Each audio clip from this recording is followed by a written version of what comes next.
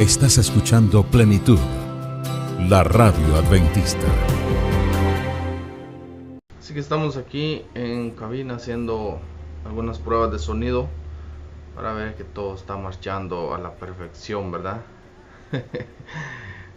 Tenemos algunos problemitas ahí con el sonido, pero bueno, prácticamente estamos ya nomás esperando aquí a nuestros locutores, ya que tuvieron un pequeño inconveniente, pero ellos están en camino para estar con nosotros en el diálogo de esta mañana. Así que recuerda, puedes compartir el enlace si tú gustas, puedes dejarnos tu comentario allí si tú gustas también, para nosotros saber que estás escuchando, ¿verdad?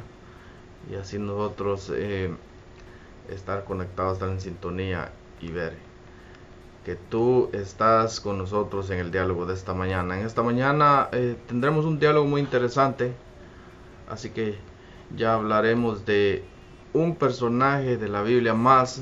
Recuerda que todos estos sábados hemos venido hablando de personajes de la Biblia. Hemos venido hablando de desde el libro de Génesis, y creo que vamos a llegar hasta el Apocalipsis, si Dios nos permite, ¿verdad? Ya que es un recorrido que tiene muchos personajes. La Biblia es el libro de historia más hermoso que podemos tener. La Biblia es el libro donde nosotros podemos conocer diferentes personajes, diferentes historias, diferentes caracteres, diferentes llamados. La Biblia es el libro más completo que nosotros podemos leer. Y entonces ahí nosotros venimos recorriendo desde el libro de Génesis. Vamos ahora en los evangelios. Y cuando entramos a los evangelios, nosotros ya empezamos a hablar de algunos de los discípulos. Hablamos de Jesús, que es el mejor personaje, aún no hemos hablado de él. Hablamos de todos los milagros que sucedieron, quienes fueron involucrados en los milagros que hizo Jesús. Estamos hablando del Nuevo Testamento, ¿verdad? Así que un libro muy maravilloso. Y esta mañana nosotros hablaremos del libro de Lucas. ¿Quién era Lucas? Ubica ahí en tu Biblia quién era Lucas. Ubica tu Biblia allí en el libro de los Evangelios. El tercer evangelio, si no estoy mal. Y lo que tienen en común está Mateo. Ya vimos el libro de Mateo. Está Marcos. También ya lo vimos, está Lucas, está Juan.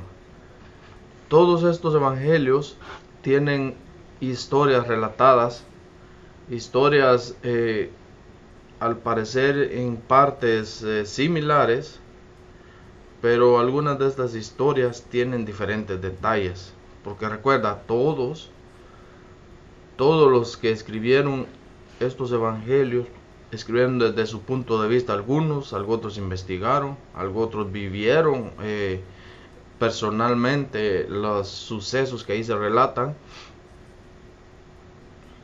Pero el personaje que hablaremos hoy es un personaje que no vivió personalmente los sucesos relatados ahí, no los vivió, pero este personaje tuvo la tarea de investigar.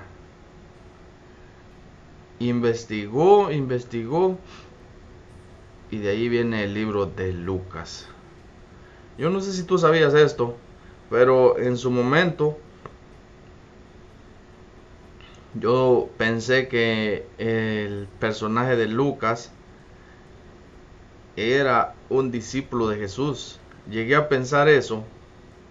Por supuesto, sí es un discípulo, pero llegué a pensar en su momento que él era un discípulo directo de los 12 que Jesús había llamado. No sé si tú sabías este pequeño detalle, pero no lo es, ¿verdad? Curiosamente, yo no sé por qué, si yo estaba, ¿qué les digo? No me había tomado la tarea de investigar, y tuve siempre el concepto que Lucas era un discípulo directo de Jesús, y pasa que Lucas fue un investigador, él no anduvo con Jesús. Así que si no sabías este dato, ahí te lo dejo. Ahí te lo dejo para que tú puedas tener en mente eso, si algún momento te toca hablar de Lucas. También tenemos el otro detalle curioso, que Lucas dice que es adorado o venerado, no sé cómo lo pueden llamar ustedes, o lo tienen como un santo en ortodoxa, copta y luterana. No sé dónde es eso, ¿verdad? Pero recuerda que algunas iglesias tienen como santos a los discípulos o a algunos personajes como Juan el Bautista, Virgen María, todos esos personajes. Y Lucas no pasa por apercibido, también es visto como un santo en algunas iglesias. Y también Lucas es considerado como el fundador de la iconografía cristiana. Pero estos son datos que te estoy dando, que no los dice la Biblia, ¿verdad? Solo estoy leyendo unos datos para que tú sepas cómo la gente ve a Lucas. Dice también que el Evangelio de Lucas se le conoce como el Evangelio de los pobres. ¿Y por qué? Porque dice que en este Evangelio Jesús prefiere a los pobres, a los pequeños, a los enfermos, a los pobres y a los pecadores arrepentidos. Ahí creo que sí hay cierta razón en eso. Se le conoce como el Evangelio de los pobres. Como te decía hace unos minutos, Lucas relata los mismos sucesos que Mateo, Marcos y Juan, pero Lucas le pone un enfoque diferente, da unos datos curiosos diferentes. Ahora, déjame ver,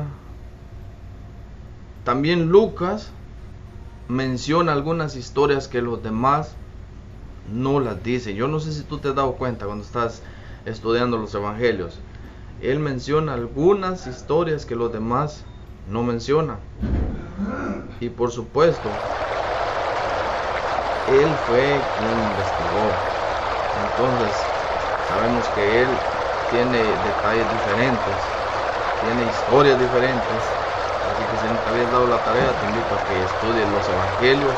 Y cuando estudies una parábola, una enseñanza en alguno de los evangelios, ve a Lucas, ve a Mateo, ve a Marcos, ve a Juan y busca las diferencias. Ahí tú vas a ver cuáles hay para que así tu tema, si vas a predicar o tu reflexión, yo no sé, si vas a estudiar, tú veas los diferentes puntos de vista de la escena, ¿verdad? Así que vamos a ver qué es lo que dicen aquí. Nuestros compañeros estamos dando unos pequeños detalles acerca de Lucas. Así que vamos a orar antes de esta pequeña introducción para seguir con el diálogo de esta mañana. Gracias te damos, oh Dios, porque nos permite estar aquí en el estudio para recitar tu palabra, Señor. Pedimos tu bendición, pedimos que tú seas quien nos enseñe esta mañana, oh Dios. Pedimos que puedas bendecir a cada oyente, Señor, y que nos des sabiduría para exponer tu palabra. En nombre de Jesús, amén.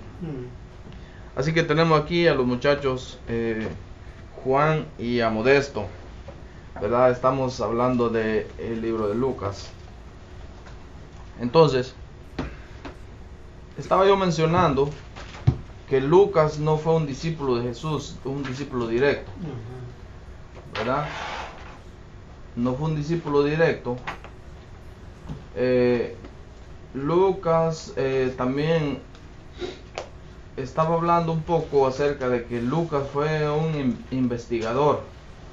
Por eso ahí mencionamos que él tiene un libro no escrito que él vio directamente, sino que un libro que él fue e investigó.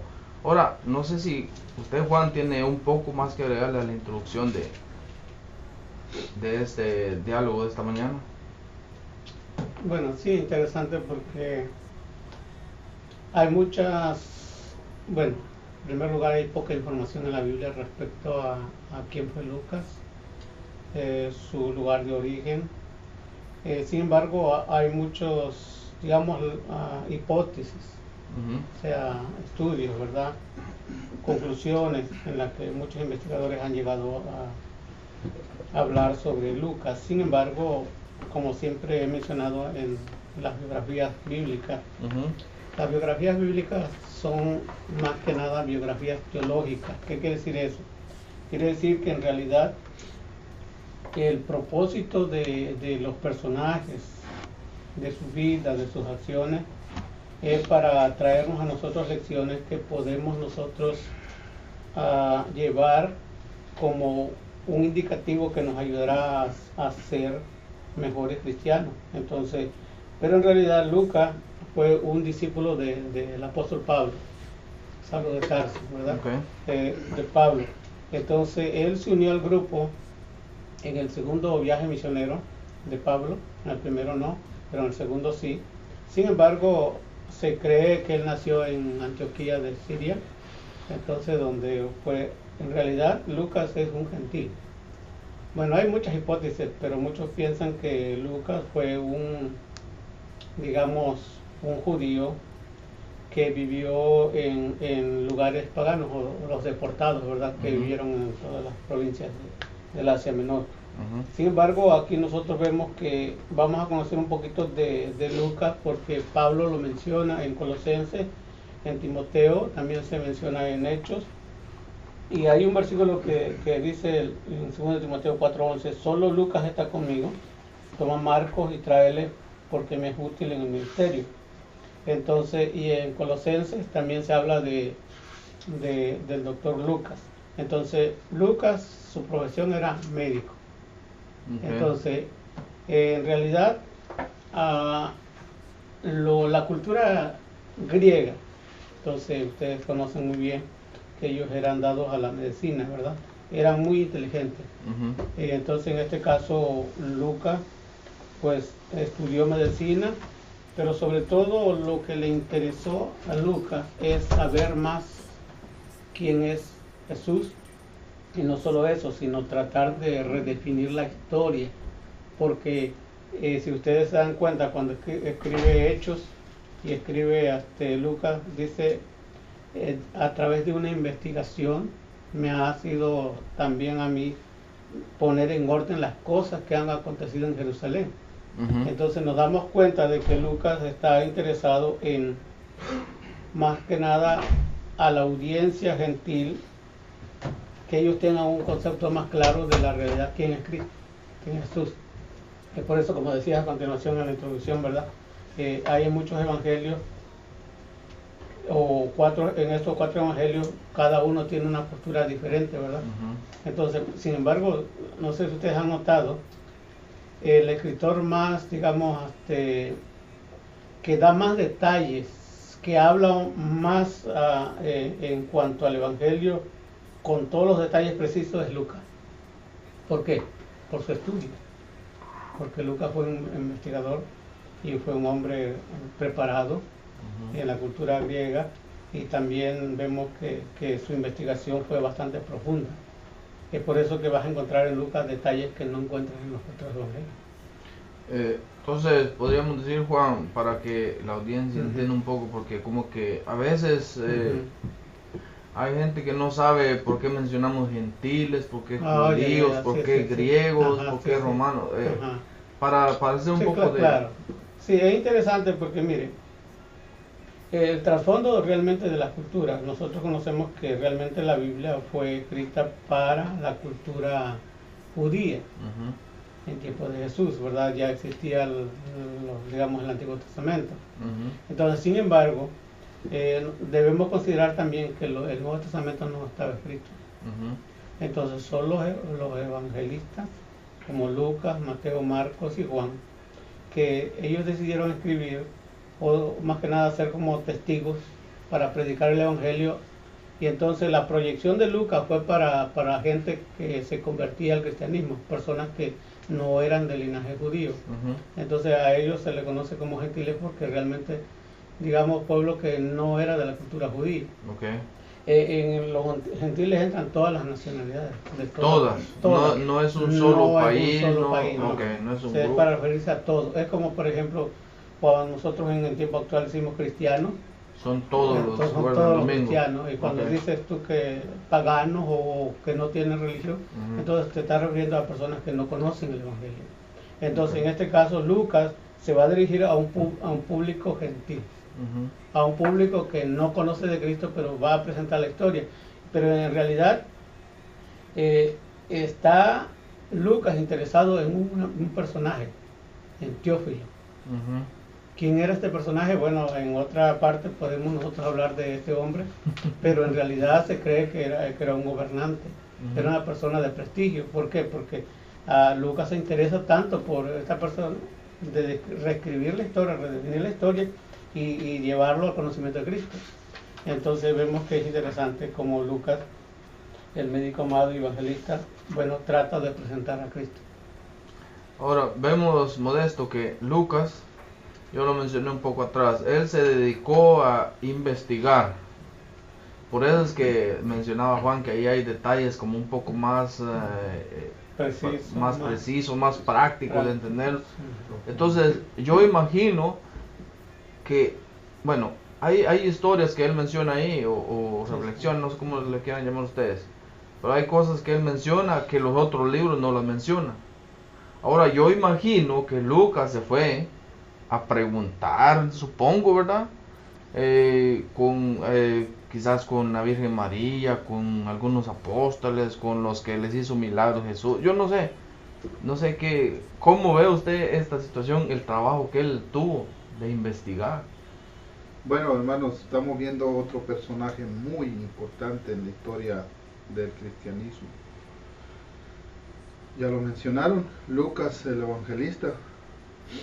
Quiero también dar unos datos acerca de él. Uh-huh. Lucas no fue un apóstol, no estuvo entre los 12, Uh-huh. no caminó sobre el agua como caminó Pedro, ¿se Uh-huh. acuerdan? Cuando Jesús apareció ahí a medianoche, con la mar agitada, y le dice, Señor, si eres tú, ordena que yo vaya. Y dice, Señor, Jesús le dijo, ven, y todo caminó. Pero Lucas no vivió esa experiencia. Dice, también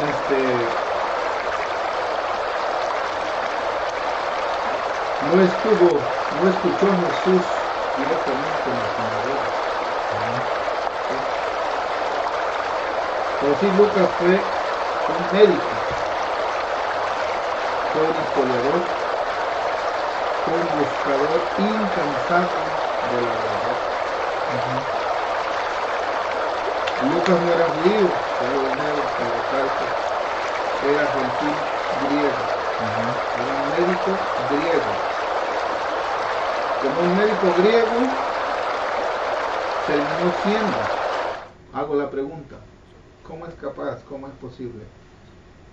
Dios obra maravillosamente. Como un médico que ni siquiera era judío, era griego, y para aquellos tiempos los judíos miraban a los griegos como inmundos, como gente despreciada, gente desechada. Pero el Señor sacó de ahí del desecho, según la creencia judía, gente importante, como el caso de Lucas. ¿Sí? Como un médico griego terminó siendo el autor de 2 importantísimos libros del Nuevo Testamento. Es un dato importante también. ¿Sí?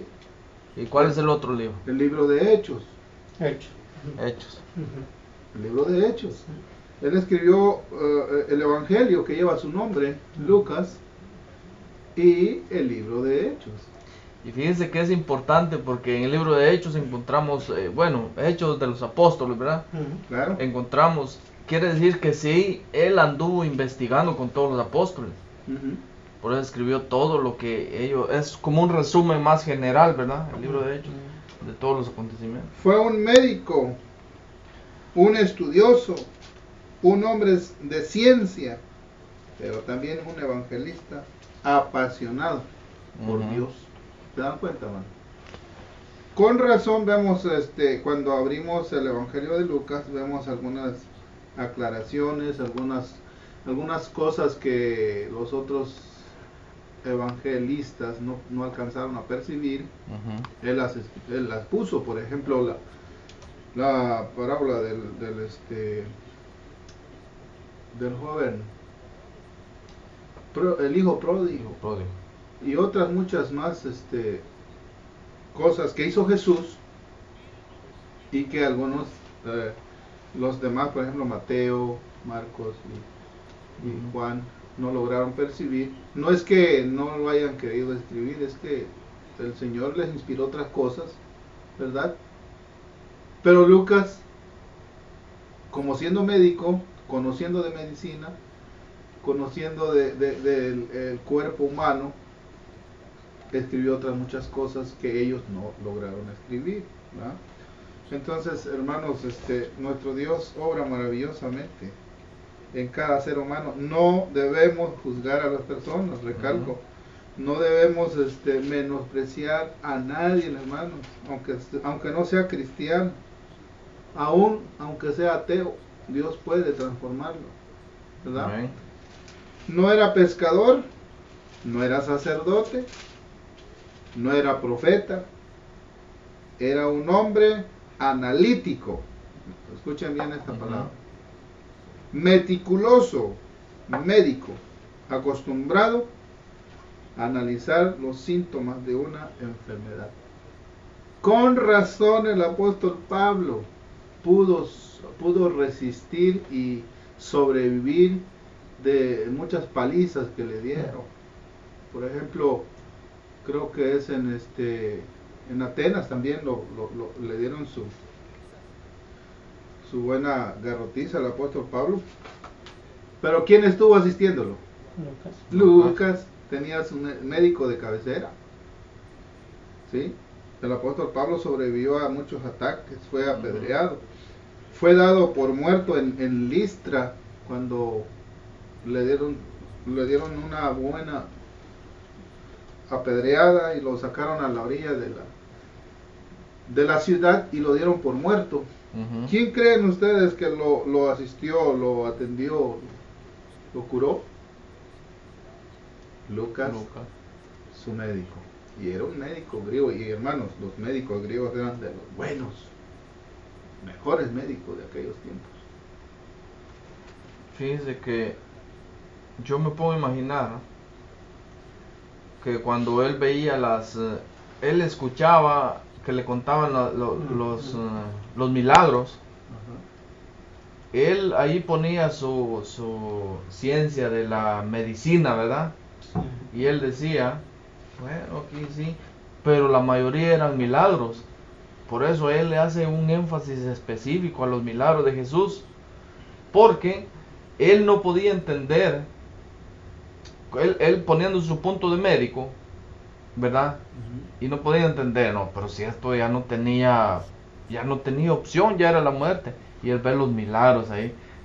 Yo me imagino que es algo sorprendente. Ahora, usted mencionó algo, Juan, de un mentado Teófilo. Sí es Teófilo, ¿verdad? Sí, Teófilo. ¿Quién es este personaje? ¿Por qué se menciona ahí en la Biblia? Sí, interesante lo que, bueno,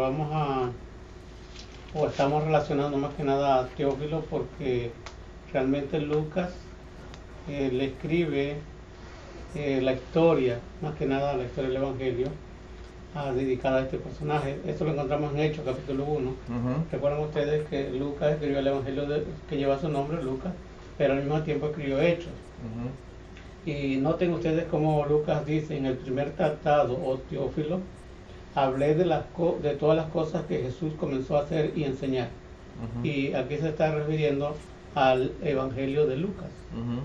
Pero ahora, en este segundo tratado que él va a exponer, entonces va a hablar no solo del ministerio de Jesús, sino va a hablar acerca del ministerio de los discípulos de Jesús, porque va a narrar la historia, después de una investigación minuciosa, va a narrar la historia y va a hablar acerca de Cristo, el Evangelio, porque Lucas lo que trata de presentar es al pueblo gentil, a Cristo como al Mesías, el libertador del mundo. Pero ahora, es interesante que nosotros entendamos que el libro de Hechos va a resaltar la historia de Cristo y de la iglesia. ¿Por qué? Porque en realidad Lucas está interesado en que este hombre llamado Teófilo conozca la historia, y no solo conozca la historia, sino que realmente se convierta a Cristo. Entonces, esto para que podamos entender, recuerden ustedes al apóstol Pablo cuando él predicó a un hombre que le resistía, el mago Limas, ¿recuerdan ustedes? Sí. Entonces ese gobernante, ¿cómo se llamaba? Se me olvidó su nombre. Pero no, entonces le resistía al mago, pero porque el mago se llamaba Jesús. Sí, era Lima, Jesús, que le apodaban. Entonces este era un asistente de un gobernante a la que Pablo predicó el Evangelio. Entonces todos los gobernantes tenían siempre un asistente, digamos, a su alcance, que los ayudaba. En este caso Teófilo se cree, bueno, según algunos estudios, se cree que Teófilo era un gobernante que tenía como asistente a un médico llamado Lucas. Y entonces Lucas quiso alcanzar, después de su conversión al cristianismo, quiso alcanzar a Teófilo con el Evangelio. Y es por eso que él se propone escribir no solo el Evangelio de Lucas, sino también el libro de Hechos. Pero en otra ocasión vamos a hablar en realidad quién fue Teófilo, porque Teófilo es una figura principal en el libro de Hechos. ¿Por qué? Porque el libro está dedicado precisamente a que Teófilo entienda quién es Jesús y por qué realmente Él viene a este mundo y qué nosotros podemos hacer para encontrar la salvación a través de Cristo. Interesante. Tengo un dato aquí, dice: San Jerónimo dijo que entre los evangelistas San Lucas es el que mejor escribía el griego, con estilo y elegancia, que a la vez sencillo y fácil de leer. Pues era su idioma natal. Y miren que hay mucha razón, porque cuando yo leo los evangelios, sí, yo noto la diferencia, pero el libro de Hechos a mí me encanta, porque no sé, lo siento como bien entretenido, bien claro, bien fácil de entender. Ahora, yo veo ahí que a pesar de que Lucas no fue un discípulo directo de Jesús, él se toma la tarea de buscar, información y resumirla en un libro, ¿verdad? Ahora, Modesto, como nosotros, tal vez nosotros no hagamos la misma tarea que Lucas, pero tenemos diferentes métodos para ahora llevar a la gente a Cristo por medio de la lectura. Yo no sé, usted que tiene más experiencia en lo que es evangelismo, porque Lucas hizo un evangelismo, un resumen general, lo trajo a la Biblia y ahora nosotros hablamos de eso. ¿Cómo podemos aplicarlo en nuestra vida? Sí, hermanos, nuestro Dios nos ha dado diferentes capacidades, diferentes talentos, dones. Amén. Y no debemos menospreciar a nadie, porque hasta en lo mínimo, por ejemplo, hay personas que no saben cantar, no saben predicar, pero cuando oras con esa persona, cuando ellos dirigen la oración como que si estuvieran al lado de Jesús, tienen esa capacidad de elevarte a través de la oración. Sí, correcto. Entonces, pues esas personas también están trabajando para el Señor. Desde su punto de vista, desde su ángulo, lo están haciendo poderosamente. Entonces, pero también hay personas que tienen la capacidad de exponer la verdad, la palabra de Dios claramente. Claro, sí. Evangelistas que se les queda todo. Yo soy un poquito duro de mente, de cerebro, pero hay personas que tienen una mente muy clara, que cuando presentan la palabra de Dios toca el corazón. sabemos que es el Espíritu Santo, ¿verdad? Que está obrando a través de ellos. Sí. Pero el Señor nos usa de diferentes maneras, con nuestra capacidad, con lo que tiene. Porque cuando el Señor nos llame y nos dé la bienvenida en la gran ciudad, cuando abra las puertas de la gran ciudad, dirá estas palabras: bienvenido, siervo fiel. Sobre poco fuiste fiel, sobre mucho te pondré. ¿Por qué dice sobre poco? Porque con ese poquito que tú estás contribuyendo en la predicación del Evangelio, es ganancia, hermanos. Con una palabra hermosa, guiada por el Espíritu Santo, puede tocar el corazón de una persona. ¿Sí? Y por eso el Señor dice, sobre poco fuiste fiel. Es decir, ¿qué hiciste? Por la causa del Señor, a lo mejor no escribiste un libro como Lucas, no escribiste historia como los grandes historiadores, ¿verdad? Pero lo que estás haciendo por esas almas que se están salvando es ganancia. Recuerden que Jesús dijo que hay gran gozo en el cielo cuando un pecador se arrepiente. ¿Cuántos pecadores se han arrepentido a través de tu experiencia cristiana? Con tan solo tu ejemplo, tu buen testimonio. No tenemos idea, hermano, pero sí hay, sí lo hay. Yo estoy seguro que sí hay personas que se han arrepentido y han aceptado a Jesús por nuestras buenas experiencias, por nuestro buen ejemplo que hemos dado. Bueno, y yo quiero aclarar este asunto, que tal vez nuestra historia no va a quedar plasmada en una Biblia como la de Lucas, ¿verdad? Pero sí está quedando plasmado en el libro de la vida en el cielo. Y otras muchas generaciones que no conocimos van a estudiar nuestra vida y van a dar gloria a Dios. Entonces es muy importante, hermanos, que contribuyamos con la predicación del Evangelio como lo hizo Lucas. Lucas lo dio todo. Me imagino que estaba súper ocupadísimo. En aquellos tiempos había mucha enfermedad, como hoy, pero hoy la tecnología, la ciencia está muy avanzada, ¿verdad? Y hay mucha ayuda tecnológica, pero en aquellos tiempos no había. Todo era verbal, manual, visual, presente ahí, personalmente. Y los médicos eran muy requeridos por las familias que pasaban enfermedad. Me imagino que Lucas estaba súper ocupadísimo, pero aún así, hermano, escribió 2 libros, imagínate. Interesante. Entonces nosotros a veces nos excusamos y decimos, es que no me alcanza el tiempo, mi trabajo, mi participación en la iglesia, no me alcanza. Sí alcanza, hermano, pero necesitamos ser ordenados con el tiempo, ¿verdad?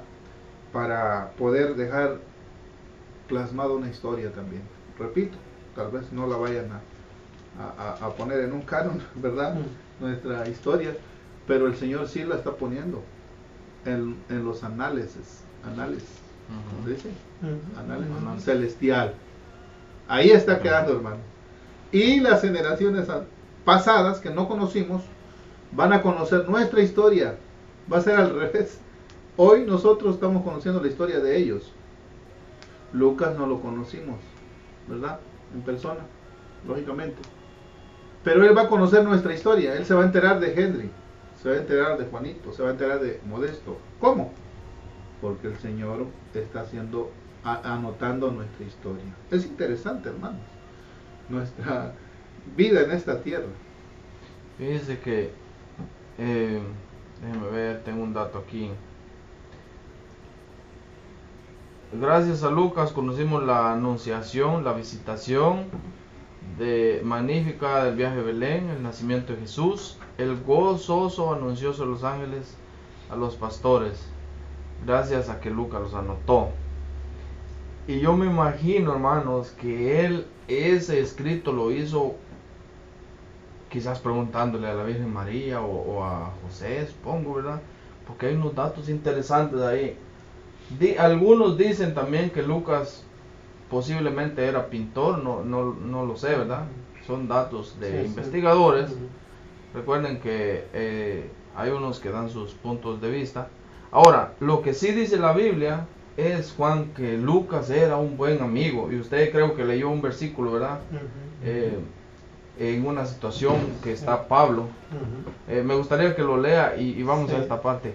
Está en 2 Timoteo 4:11 y también lo vamos a encontrar en Filemón, el versículo 24, porque aquí hay un dato muy interesante que menciona la Biblia respecto a Lucas. Te leo también Colosenses también. 4:14, cuando el apóstol Pablo manda saludos. Sí, sí. Los saludan Lucas. Eso nos da a entender de que estaba al lado de Pablo todo el tiempo. Los saluda Lucas, el médico amado, y además, wow, aparte de ser médico, era una persona muy amable. Ahora, en 2 Timoteo capítulo 4, versículo 12 dice, solo Lucas está conmigo, toma a Marcos y tráele contigo porque me es útil en el ministerio. Y otro dato lo encontramos en Filemón, versículo 24, dice, Marcos, Aristarco, Demas y Lucas, mis colaboradores. Bueno, haciendo un resumen de estos pasajes de la Biblia, hay un dato muy interesante. Lucas fue discípulo de Pablo. Se unió al grupo misionero de Pablo en el segundo viaje. Ahora, es interesante porque el segundo recorrido del misionero del apóstol Pablo con Lucas y Demas y todo lo que menciona aquí, Aristarco, entonces en realidad fue un periodo bien largo. ¿Por qué? Porque en el segundo viaje misionero, recuerden ustedes, Pablo visitó todas las ciudades que habían estado en el primer viaje, continuó la fe de los creyentes, luego regresa a Jerusalén, y en Jerusalén ¿qué pasa? Lo arrestan y luego lo llevan porque él apeló a César y lo llevan a Roma. Entonces, en torno a esto, Lucas acompaña a Pablo. Recuerden que dijo que Pablo estableció la condición que él no es para estar conmigo, porque Demas me han preparado. Y Demas es otro personaje que posiblemente que podamos estudiarlo en otra ocasión, porque ¿qué pasó con Demas? Demas fue un personaje muy valioso en el ministerio, pero al final se salió de la relación y siguió el mundo. Pero Lucas, vemos que en realidad es una persona que muy especial para el apóstol Pablo, pero la pregunta que hacías, que era buen amigo, lo encontramos también en la escritura porque dice al médico amado. Y ahí hay una cualidad. ¿Eso qué quiere decir? Que en realidad Lucas era muy conocido por la gente de su tiempo, y no solo conocido, sino que él era amado por todos. O sea, era muy querido. Y en realidad, a pesar de que era médico, en realidad lo que él realmente se dedicó fue a predicar el Evangelio en el viaje misionero de Pablo. Entonces, claro, que él hacía muchas cosas con su profesión que tenía, pero no se dedicaba solo a medicina, se dedicaba a predicar el Evangelio. Y vemos allí que él escribe estos libros porque él quiere que el mundo que no conoce a Cristo conozca de la verdad del Evangelio. Interesante. Ahora, Modesto, qué importante es que... ¿Tenía un dato usted o algo? Aquí tengo un dato, Okay. según el historiador Eusebio, dice que describe a Lucas por raza de Antioquía y de profesión médico. ¿Sí? Probablemente era originario de Antioquía, según el comentario bíblico adventista, y algunos han pensado que fue en esa ciudad donde escribió, dice. Pero otros han sugerido que lo hizo en Roma. O sea, aquí hay dos hipótesis, ¿no? lo hizo en Roma, probablemente, ¿no? Porque es donde se destacaron predicando el Evangelio también con Pablo. Lucas y Pablo son los escritores más prolíficos del Nuevo Testamento. Estos dos hombres, tremendos, ¿no? Son los que abarcaron más páginas en la Biblia. Se desconoce algún lugar y la manera de la muerte de Lucas, aunque la tradición afirma que fue martirizado en Grecia, y añade que fue clavado sobre un olivo verde. Así fue el final, triste final de este médico amado, ¿verdad? Recuerden que al enemigo no le gusta que hagamos las cosas bien. Las personas muy buenas, las personas muy amables son las que desaparecen más rápido de esta tierra. Correcto. Y los malos son los que tardan más, ¿no? Como dice el dicho, hierba mala nunca muere, pero están siendo engordados, dijo el profeta Isaías, para el día de la matanza. Entonces vemos que según estos datos, según el historiador Eusebio, nos dice que Lucas era de Antioquía, y ya vimos que pues queda confirmado que fue médico. Entonces, hermanos, nosotros también tenemos la oportunidad de dejar un buen legado. Amén. Dejar una buena historia. Querido oyente, querida oyenta que estás allí en tu radio escuchando en este momento, procuremos de dejar una bonita historia. Amén. Que se beneficie la gente, que sean alcanzados por Dios a través de tu persona, a través de mi persona. Correcto. Eso es algo maravilloso, ¿no? Dejar una bonita historia, que otros digan, no, era misionero, le interesaba a las almas, dejaba de ir digamos al parque, o a correr, o a jugar fútbol, por ir a predicar el Evangelio. O sea, dejar una bonita historia. Una bonita historia. Y todos, fíjense que todos tenemos un lugar donde dejar una buena historia. Hay personas que tal vez su profesión es ser maestros en una escuela, posiblemente, ¿verdad? Pueden dejar una buena historia en sus alumnos. Hay personas que tal vez son jefes de compañía, pueden dejar una buena historia en los trabajadores, ¿verdad? El día que ellos ya no estén, digan, yo tuve un patrón muy bueno, o sea, que hablen bien de nosotros. Sí, ¿no? Podemos dejar una buena historia como empleados con los compañeros del trabajo también, que digan, no, aquel me ayudaba cuando yo no sabía algo, me enseñaba, me tenía paciencia, yo qué sé, ¿verdad? Y eso es lindo, porque sería más triste y más vergonzoso, ¿ah? que la gente hable mal de uno, que la gente diga, no, que de vicio era cristiano, que se decía ser muy adventista del séptimo día, pero tenía un carácter horrible, o sea, me trató mal. Ya está de nosotros, hermano, Sí, elegir, escoger. Si ¿Qué quieres que la historia gente queremos te dejar? recuerde bien, hagamos bien. cosas buenas. A ver. Si quieres que la gente te recuerde mal y hable mal de ti, pues ya está de ti, querido amigo. Amén. Vamos a la conclusión final, Juan. Sí, yo creo que una buena conclusión para nuestro oyente y también para nosotros es saber que Dios puede usar tus talentos para su servicio, para que la obra del Evangelio siga creciendo. Así como usó a Lucas como médico, y no solo como médico, sino también como evangelista. Entonces yo creo que si no importa el talento que tú tengas, la habilidad que tú tengas, lo importante es que ese talento lo puedas dedicar para Dios. Amén. Ahora, lo más interesante del enfoque de Lucas es que Lucas trató de presentar a Cristo, el Salvador del mundo, a la gente de su tiempo, a los que no conocían el Evangelio. Yo creo que nosotros podemos seguir el mismo ejemplo. Tal vez no podamos escribir libros, pero sí podamos testificar de que existe un Dios que está interesado por nuestra salvación, y que si nosotros creemos en Él, podemos alcanzar la victoria juntamente con Cristo. Amén. Así que, amigos, escuchamos este diálogo interesante acerca de Lucas. Si no estoy mal, el próximo diálogo será acerca de Juan, ¿verdad? Perfecto. No estoy equivocado.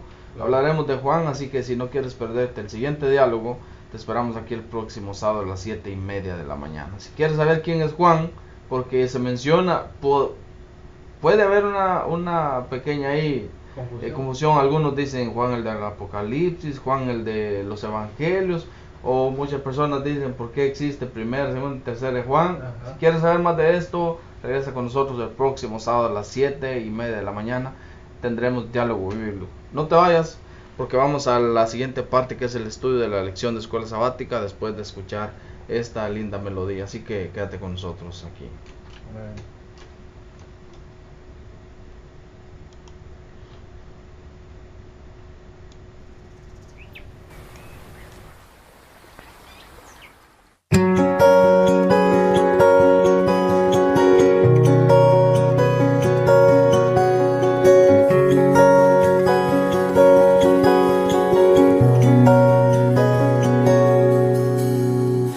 Cuando doblo mis rodillas, cuando empiezo a hablar contigo, Dios,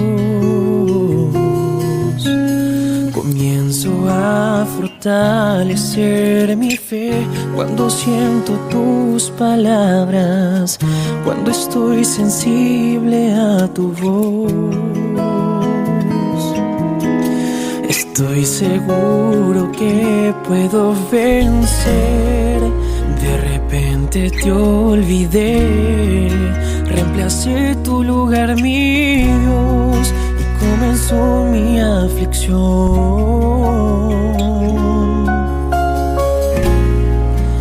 Confié en mi saber, me aferré a mis propias fuerzas solo humanas, nuevamente fracasé. Cuando pase esto, no permitas que caiga en un abismo a ti culpándote. No permitas que en estas duras pruebas yo me aleje de tu ser. Cuando yo tropiece, ven y ayúdame. Haz que entienda que todo tiene un porqué, que mi mente humana nunca va a entender que hay un paraíso después.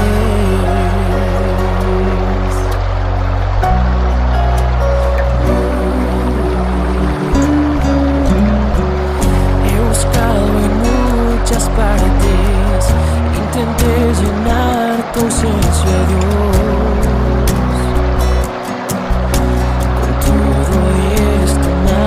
Me lastimé, Dios, sé oportunidades, no me dejes solo perecer. Tú fuiste parte de mi vida alguna vez, de repente te olvidé, reemplacé tu lugar, mi Dios, y comenzó mi aflicción.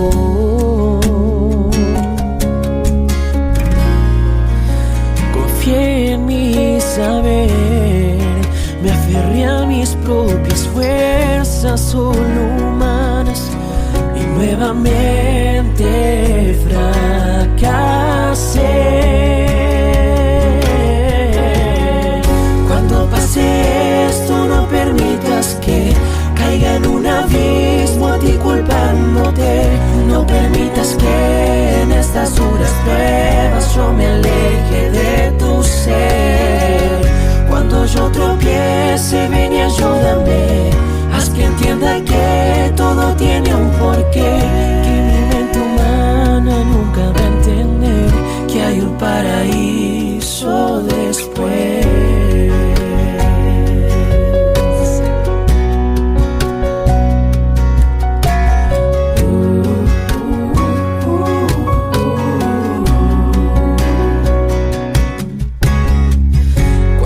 Esto, no permitas que caiga en un abismo a ti culpándote. No permitas que en estas duras pruebas yo me aleje de tu ser. Cuando yo tropiece, ven y ayúdame. Haz que entienda que todo tiene un porqué, que mi mente humana nunca va a entender que hay un paraíso después.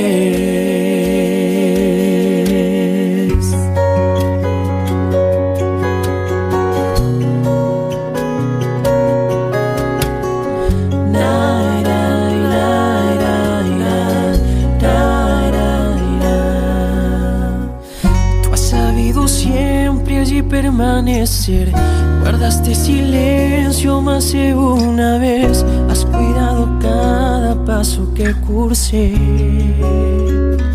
Jesucristo, a ti te doy mi adoración, has transformado a mí, nueva criatura soy, me has dado salvación.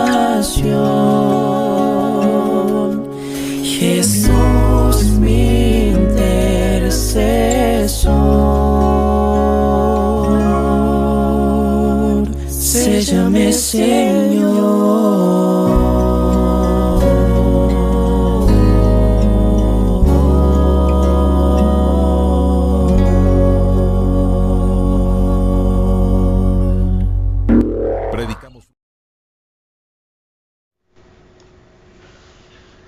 Así que estamos aquí de regreso con ustedes para el estudio de la lección de escuela sabática. Recuerda que estamos estudiando la lección bajo el título Cómo estudiar la profecía bíblica. Y estamos en la segunda lección, ¿verdad?, de este trimestre. La lección se titula El Génesis como fundamento. Tengo el versículo central en el libro de Juan 1:29. Al día siguiente Juan vio a Jesús que venía hacia él y le dijo: Este es el Cordero de Dios que quita el pecado del mundo. Uno de los problemas principales de algunas interpretaciones modernas de la profecía bíblica es que no reconocen que las raíces se encuentran en la revelación previa del Antiguo Testamento. En el caso de Apocalipsis, por ejemplo, Juan asume que su público original conoce el Antiguo Testamento y en consecuencia utiliza conceptos que son familiares para su audiencia. Hay muchas personas, Juan, que no pueden descifrar la profecía porque muchas personas piensan que el Antiguo Testamento ya no tiene validez o ya no es para nuestro tiempo. Entonces muchas personas o la descifran y no la completan, o la descifran mal, o ni siquiera la mencionan, ¿verdad? Sí. Entonces la lección que estamos estudiando nos ayuda a cómo nosotros poder entender las profecías que están escritas. La primera parte dice el principio de la primera mención. Sí, interesante porque hay tres temas fundamentales en la lección de esta semana. El primer tema es conocer el plan de la salvación de Dios. El segundo tema es el amor de Dios como Padre. Y eso lo va a ejemplificar bajo un ejemplo de familia.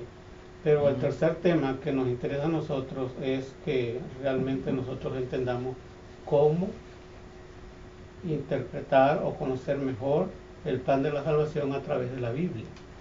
Entonces, ahora, al principio de la primera mención, como ya decía Henry,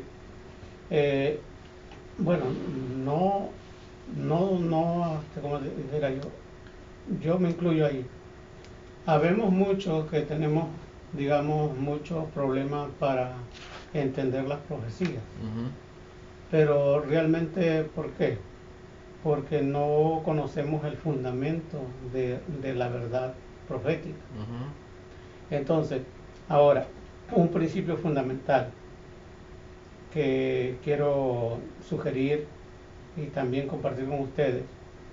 Si ustedes quieren entender realmente las profecías, las enseñanzas, lo primero que tienen que hacer es estudiar el libro de Génesis. Es lo primordial. Si ustedes se van al Apocalipsis sin estudiar el Génesis, no van a entender. ¿Por qué? Porque el apóstol Juan, cuando escribe Apocalipsis, él escribe a una audiencia que conoce el origen de la creación, y es por eso que él ofrece o da muchos símbolos en el Apocalipsis de trompeta, ángeles, sacrificio, sellos. ¿Por qué?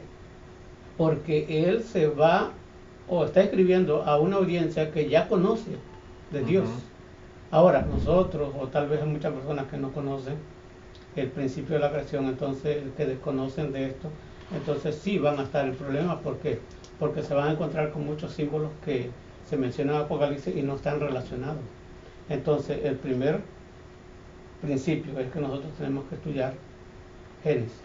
Ahora, quiero darle un ejemplo de cómo nos puede ayudar mucho el libro de Génesis. Por ejemplo, cuando Dios creó a nuestros primeros padres, Adán y Eva, los puso en el jardín del Edén. Voy a resumir.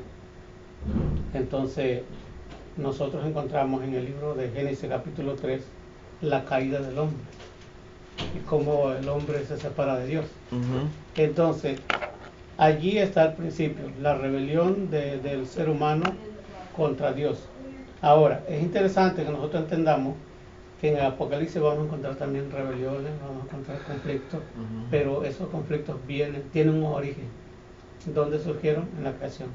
Otro principio fundamental, que es interesante que nosotros entendamos, por ejemplo, capítulo 4, que es la muerte la muerte de Abel por su hermano Caín. ¿Qué encontramos allí? Encontramos allí, digamos, un conflicto entre familia, encontramos la muerte, y entonces en el Apocalipsis se nos va a mencionar una rebelión en el cielo, una batalla, un conflicto, pero esto ya tiene origen en el principio.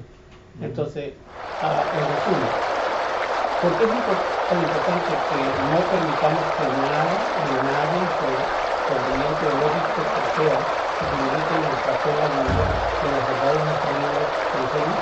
De qué manera incluso sutiles puede producir esto de medicamentos. Miren, lo que ya decía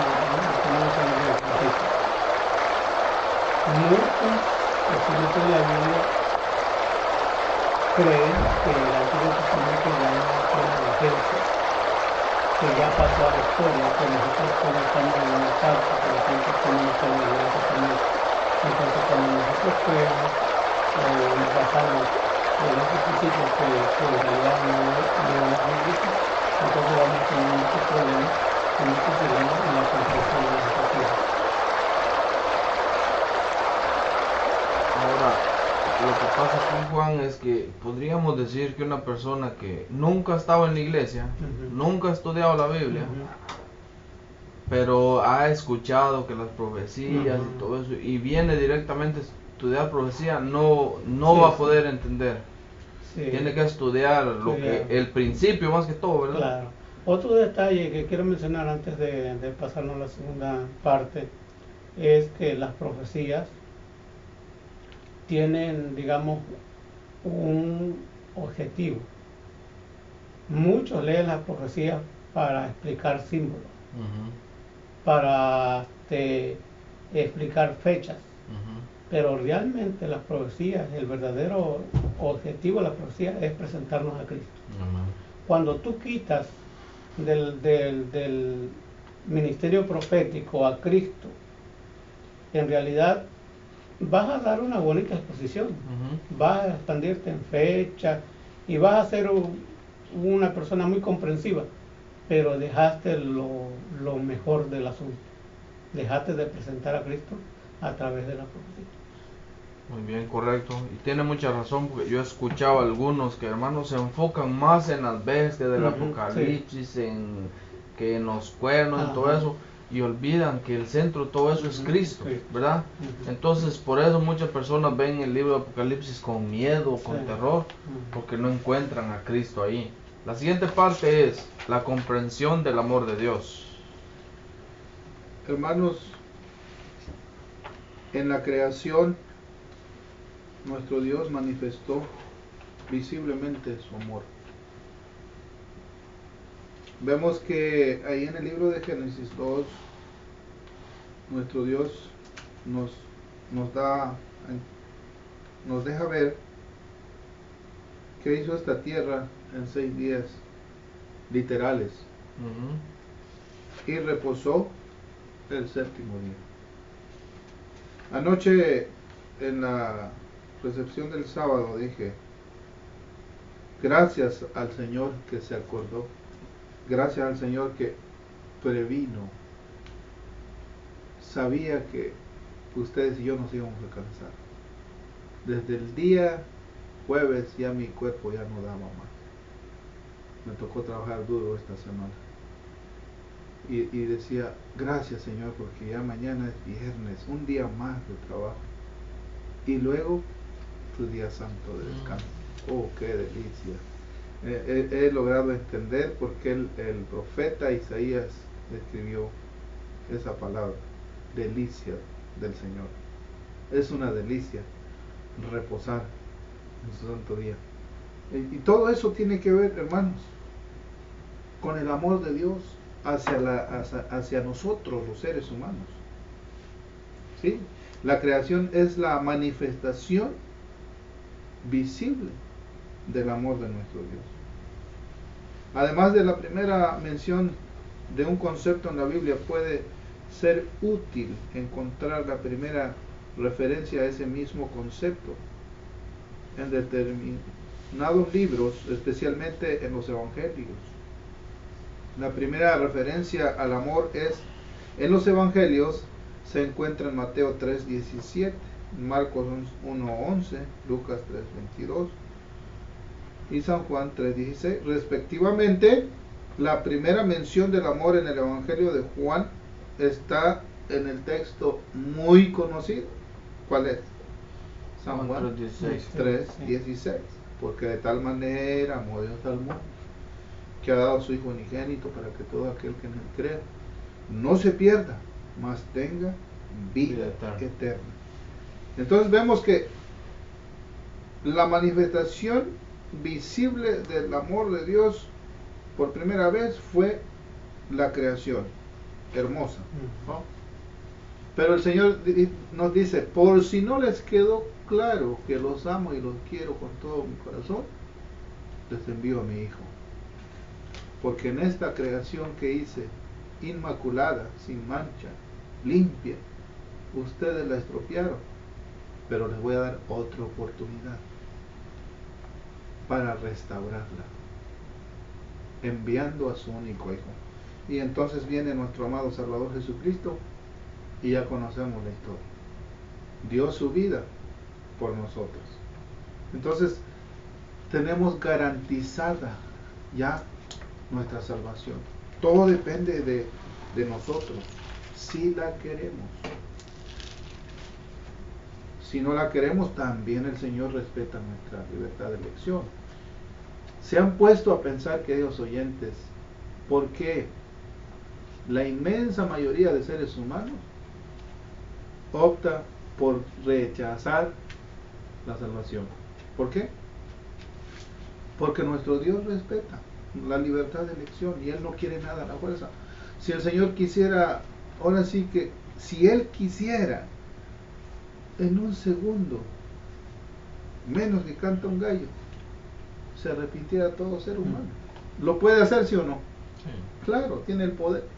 Pero no, Él nos da la opción de escoger, así como le dio a Adán y a Eva también la opción de escoger. Ustedes quieren vivir eternamente, les doy la opción, escojan. Y entonces, ¿qué pasó? Prefirieron la muerte. Y por culpa de ellos también nosotros morimos, ¿no? Pero no tanto le echamos la culpa solamente a ellos, sino cada acción indebida que practiquemos en esta vida, le estamos sumando más y más consecuencias a nuestra triste condición. Pero gracias a nuestro Señor Jesucristo tenemos la oportunidad hoy. Amén. Fíjense, aquí encontramos, dice una pregunta: ¿cómo podemos manifestar a los demás, o sea, a los que nos rodean, el amor abnegado que Dios siente por nosotros? O sea, ¿cómo la gente puede entender que Dios nos ama? Pues sí, ¿cómo podemos manifestar a los demás. ¿Cómo puedes tú manifestarle a los demás? Pues demostrándoles pues que realmente la salvación es real. Es real. Cuando hablamos de salvación, hermanos, no solamente pensemos en aquel día glorioso que el Señor va a venir a llevar a su pueblo. ¿No? Eso es parte de eso. Pero cuando hablamos de salvación es cuando el Señor llega a tu vida y hace un cambio, un giro de 360 grados. Que vas en camino, en dirección errada, opuesta, y el Señor dice, dirección a la derecha, ya. Eso quiere decir conversión. Me gusta el estilo de cómo se comanda allá en nuestro país de México, cuando eres escolta, ¿no? Va la escolta, marchando, y llegando casi a la esquina de la cancha, aparentemente van a pasar de largo, pero no. Cuando dice el director, dirección a la derecha, ya, pero toditos cambian de dirección a la voz de ya. Eso quiere decir que cuando Jesús llega a nuestra vida, hermanos, es así. Tú vas caminando en una dirección opuesta, equivocada, errónea, destinada a la muerte, pero cuando el Señor Jesús llega a tu vida y te dice, Henry, dirección a la derecha, y parece que ya vas a caer en el barranco de la miseria, y dice, ya, y Henry cambia, y antes era maleante y ahora es locutor, ¿no? Antes era borracho y ahora es predicador.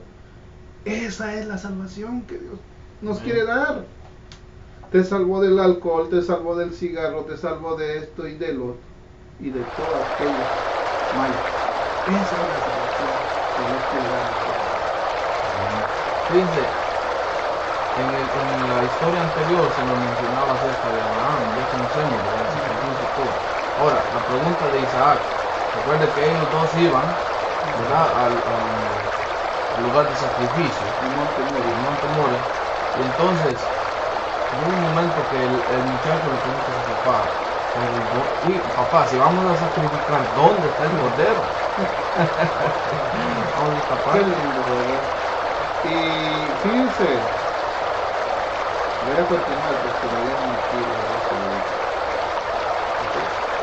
la pregunta es, la pregunta de Isaac es, ¿dónde está el cordero? Ahora, esa pregunta quedó al aire, no hubo respuesta. No hubo respuesta. Porque sí apareció el corderito enredado en un zarzal, pero no hubo respuesta. Correcto. Pero ¿saben quién vino a contestar la respuesta a través de los siglos? A través de los tiempos. Juan el Bautista.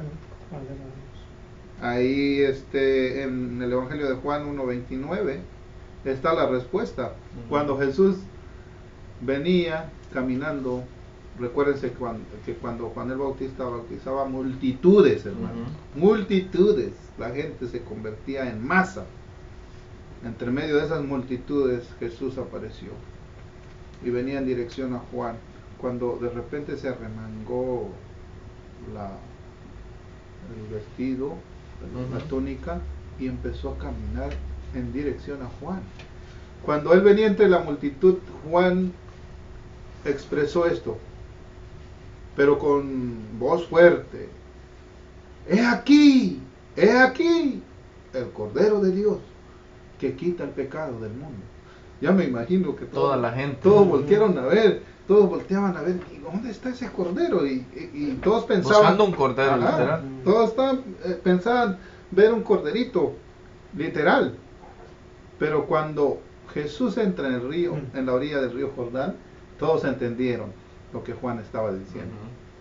Cuando entra y llega y le pide a Juan que lo bautice, y Juan se negaba a bautizar a Jesús porque no se sentía digno de hacerlo. Pero el Señor le dijo: Juan, conviene que se cumplan las escrituras. Entonces, hermanos, en el monte Moria, la pregunta de Isaac quedó al aire: ¿dónde está el cordero? El cordero que murió en lugar de Isaac, simbólicamente, es Cristo Jesús. En aquellos tiempos era simbólico, ¿no? Para Isaac, para Abraham, fue simbólico. Porque sí, Ahí Sí, hubo estaba. cordero. Ahí estaba, literalmente enredado entre el zarzal. ¿Y qué fueron? Ya me imagino, entre el viejito y el joven, porque ya Juan estaba viejito, perdón, Abraham estaba Abraham. viejito, ya tenía más de 100 años, y de repente van a desenredar ese corderito que estaba entre el zarzal, hermanos, y entre los dos trajeron la ofrenda y lo sacrificaron. Dios no iba a permitir que muriera Isaac, porque era una prueba nada más. Porque si Isaac hubiese muerto, entonces Isaac era un hombre como ustedes y como yo. No podía pagar el pecado del mundo. Ni siquiera un ángel del cielo, imagínense, podía dar su vida en rescate de la salvación del ser humano. Solamente el Hijo de Dios, nuestro amado Salvador Jesucristo. Desde ahí Abraham, por eso Jesús un día entre los fariseos que lo estaban confrontando, le dice, y Jesús dice, le dicen, ¿y tú te crees mayor que nuestro padre Isaac? Si no tienes ni 50 años. Y Jesús les dice, antes que Abraham, yo soy. Cada que Jesús pronunciaba esa frase, yo soy, hermanos, estremecía los corazones de los oyentes. ¿Recuerdan dónde fue la primera vez que pronunció la frase yo soy? Con Moisés, allá en la zarza de fuego ardiente en el desierto. Entonces, cuando iban a apresarlo para esa noche, ¿verdad? El deseado de todas las gentes, aclara la sierva del Señor que cuando se aproximaba la turba y iban a echar mano de Jesús, pero como se parecían mucho, tenían parentesco facial, ¿va? Entre Juan y los otros discípulos, no sabían realmente quién era Jesús y luego de noche. Y cuando Jesús dijo, ¿a quién buscáis? A Jesús. Yo soy, dice ahí el libro de toda la gente. Y cuando pronunció la palabra yo soy, todo el mundo se echó para atrás porque hubo un destello de poder ahí. Entonces, hermanos, el gran yo soy dio su vida por ti y por mí. Amén. Para rescatarte de la muerte eterna. Su muerte nos dio vida. Está garantizada nuestra salvación y nuestra vida eterna. Amén.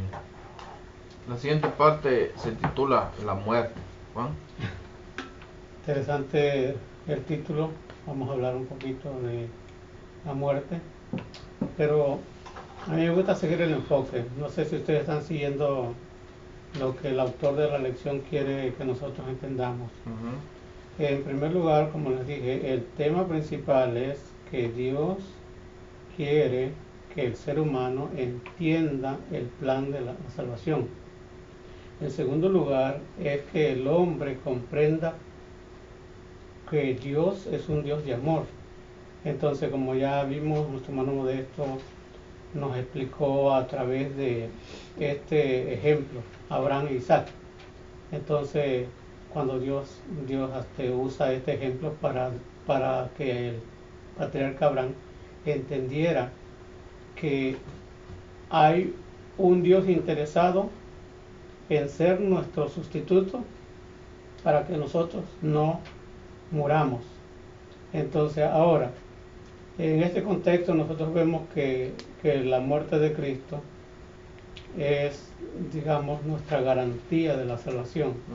Pero ahora, ¿cómo nosotros vemos la muerte?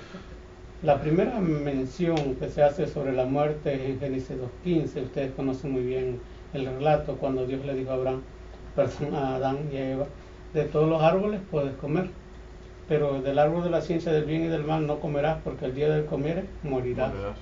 Ahora, hay una pregunta que queda ahí en el aire. ¿Será que a Eva y Adán entendían realmente lo que significaba morir? Entonces, bueno, tratemos de investigar esa pregunta. Pero lo más interesante es que vamos a relacionarlo con los días que estamos viviendo. Para hoy, como que la muerte es parte de la vida. Y ya no nos sorprende a nosotros que alguien muera. Nos sorprende tal vez la forma de que murió, pero ya que murió es normal. Es normal que el hombre muera.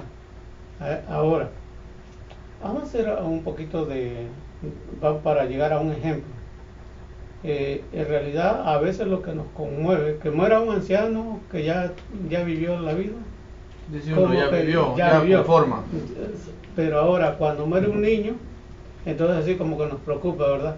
Ya dijimos, o tal vez un accidente, o alguien que mata a un niño, entonces ya la gente dice, bueno, eso es algo injusto. Ahora, con la muerte de Abel, recuerden ustedes que la primera muerte que llegó a la tierra fue por causa de Caín, que mató a su hermano Abel. Ahora, si nosotros nos trasladamos a esa historia, diríamos cuán injusto fue la muerte de Abel, ¿verdad? Ahora, pero hay una muerte más injusta, la muerte que ya mencionó nuestro hermano Modesto, la muerte de Cristo, ¿verdad? Es más injusta que la de Abel.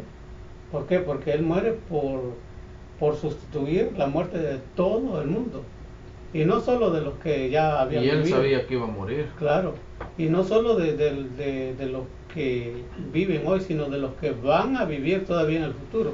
Él muere por todo. Ahora, es interesante que nosotros entendamos, si el problema de la muerte no fuera resuelto, ¿por qué sería nuestra vida inútil y sin sentido en última instancia? ¿Qué nos enseña este hecho acerca de cuán agradecidos debemos estar por lo que Jesús hizo por nosotros? Yo creo que el propósito de la lección es que nosotros entendamos que Dios es un Dios de amor que no solo se preocupa por nuestra salvación, sino que Él hace los preparativos necesarios para que el hombre de hoy pueda vivir la vida eternamente. Porque realmente no era el propósito que el hombre muriera, o sea, ese no fue el plan de Dios. Correcto. El plan de Dios fue que el hombre viviera eternamente, pero por causa del pecado la muerte entró. Pero gracias a Dios que tenemos un sustituto que es Cristo Jesús. Gloria a Dios. La serpiente en la siguiente parte. Sí, hermanos, la serpiente era tan astuta, dice el libro de Génesis 3, de entre todos los animales. Imagínense.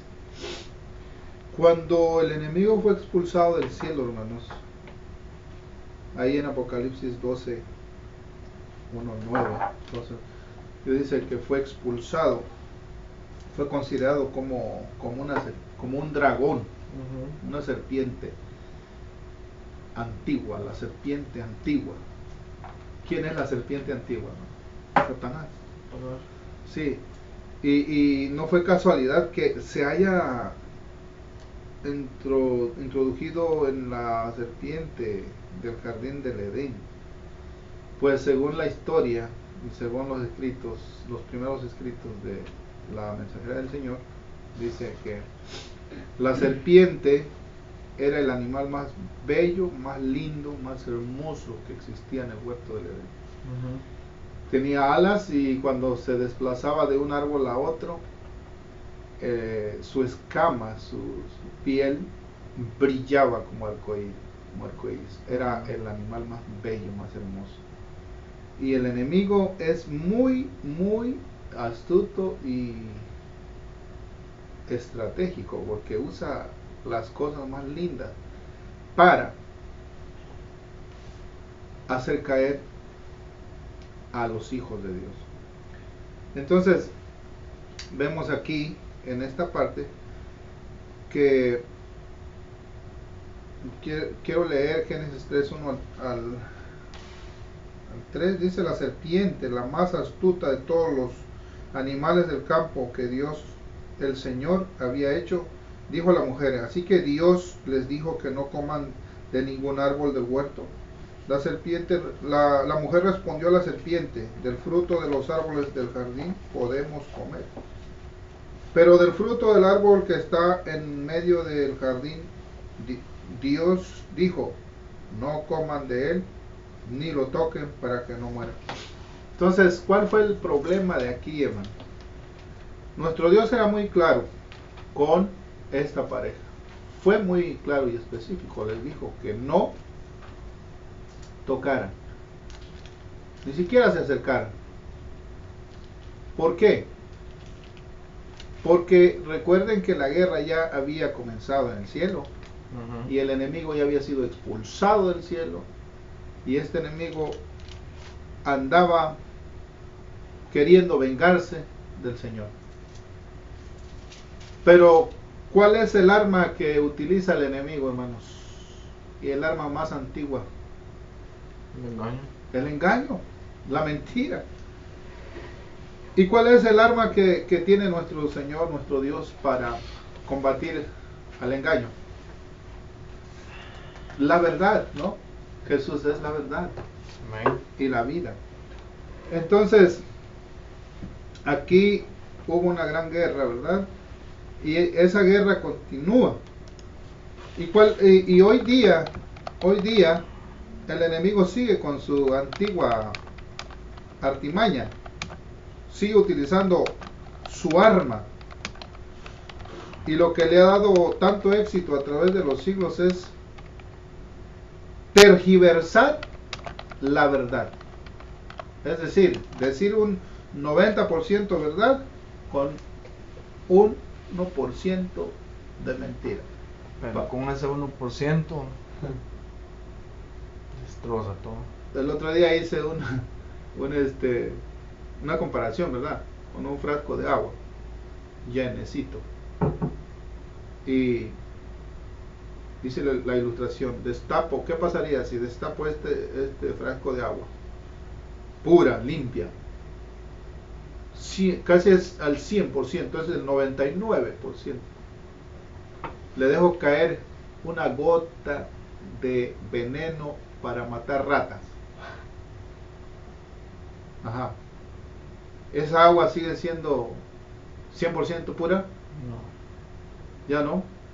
Aunque al parecer a la simple vista se ve 100% pura, limpia, pero ya está contaminada. Porque con una gotita de veneno puedes matar hasta 10, 15 personas si toman de esa agua. Así es, hermanos, y el enemigo sigue con su estrategia. Por ejemplo, hoy día las falsas doctrinas, por ejemplo, la falsa doctrina de la inmortalidad del alma. Es lindo, ¿verdad?, cuando una persona se expresa en un funeral con palabras diciendo así: Dios ya lo tiene en su reino, desde el cielo está viéndonos, no te preocupes, tu papá ya se fue con Dios y está en el cielo, allá nos está esperando. ¿Suena feo eso, hermanos? ¿Verdad que no? Suena bonito, halagador, confortante, ¿no? Pero en realidad, hermanos, ahí está entrometida, ¿qué cosa? La falsa doctrina de la inmortalidad del alma. Y así, ese es un ejemplo, por decir, de tantos que hay, ¿no? El estado de los muertos, ¿sí?, que van al cielo. Entonces esta serpiente, hermanos, es muy astuta y perversa porque tergiversa la palabra de Dios. Recuerden que utilizó el Salmo 91 para tentar al propio Jesús, pero emitió algunas palabras, no lo dijo tal como es. ¿Qué le dijo? Escrito está. Mira, el enemigo se conoce la Biblia, hermano. El enemigo sabe perfectamente, conoce perfectamente bien la Biblia, pero la utiliza a su propio criterio para confundir las personas, a la gente que no estudia, a la gente que no analiza, a la gente que no ora, que no está en comunión con Dios, fácilmente es enredada por la astucia de la serpiente. Y así seguirá esta serpiente hasta el último día. Por eso es recomendable, queridos hermanos, profundizarnos en la palabra de Dios. Vale la pena pasar tiempo estudiando la palabra de Dios, porque tenemos un enemigo, recuerden bien, que también tiene poder para hacer milagros, falsos milagros, pero los hace. Y si no estamos bien fundamentados en la palabra de Dios, podemos ser también engañados. Que Dios los Vamos bendiga. a la conclusión final, Juan. Sí, interesante que me gustaría que nosotros en esta lección entendiésemos que realmente Dios tiene un propósito especial para el ser humano. Y el propósito especial de Dios es que Dios ha planificado salvar al hombre. Ahora, otro detalle interesante es que nosotros tenemos que entender que por sí solos no podremos, pero con la ayuda de Dios vamos a salir adelante. Amén. Así que, amigos, llegamos a la conclusión del estudio de la lección de esta mañana. Recuerda, quédate en sintonía de Plenitud la Radio. Nosotros estaremos contigo aquí el próximo sábado. Un saludo a todos los que nos estuvieron escribiendo, hermana Laura, hermana Mili, verdad, que estuvieron conectadas, y los que han estado también ahí en el numerito, que no sabemos quiénes son, pero sabemos que estuvieron conectados. Quédate en sintonía. El próximo sábado estaremos contigo a las 7:30 para el estudio de del diálogo bíblico y el estudio de la lección de escuela sabática. Así que el Señor te bendiga. Disfruta estas melodías que las dejamos para ti en este momento.